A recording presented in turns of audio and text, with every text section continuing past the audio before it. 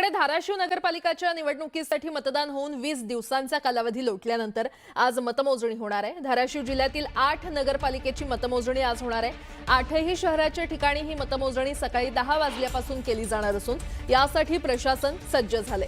याच मतमोजणीच्या तयारीचा आढावा घेतलेला आहे आमचे धाराशिवचे प्रतिनिधी बालाजी निरफळ यांनी।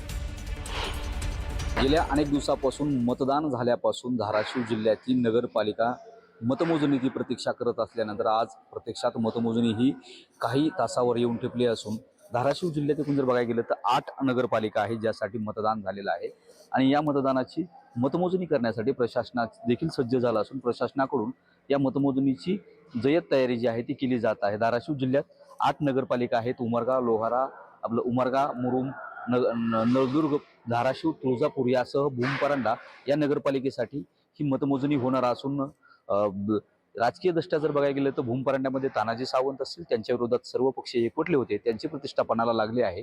तर दुसरीकडे धाराशिव आणि तुळजापूरमध्ये भाजप आमदार राणा जगजितसिंह पाटील यांची प्रतिष्ठा पणाला आहे। तर तिथं खासदार ओमराजे निंबाळकर व आमदार कैलाश पाटील यांची देखील प्रतिष्ठा पणाला लागली असून या लढती ज्या आहेत रंजक झालेल्या आहेत। तुळजापूरमध्ये भारतीय जनता पार्टीचं ड्रग्सच्या विषयावरून मोठं रणकंदन मारलं होतं, तर दुसरीकडे त्याच ठिकाणी महाविकास आघाडीने तुल्यबळ उमेदवार दिला, मात्र तिथं हाणामारीच्या घटनेनंतर तिथली निवडणूक रंजक झाली होती। आता धाराशिवमध्येही महाविकास आघाडीमध्ये तशी बिघाडीची पाहायलाच मिळालंय, जिथं तुतारी च्या विरोधात मशाल असं चित्र काहीतरी पाहायला मिळालं आणि भारतीय जनता पार्टीच्या विरोधात शिवसेना ही अशी सगळ्या लढती ज्या आहेत एक पाहायला मिळाल्या आहेत। त्यामुळं राजकीय दृष्ट्या जरी प्रतिष्ठा पणाला लागल्या असल्या तरी प्रत्यक्षात मात्र नगराध्यक्ष पदाच्या ज्या लढती आहेत त्या खूपच रंजक झालेल्या आहेत। त्यामुळं धाराशिव असेल किंवा कळंब असेल या लढती सुद्धा महत्त्वपूर्ण असल्याने नेमकं मतदार राजानं कौल कुणाला दिला आहे, कुठल्या पद्धतीने मतदान झाले, मतदाराजानं कुणाला आपला कारभारी म्हणून शहराचं निवडलंय हे अवघ्या काही तासातच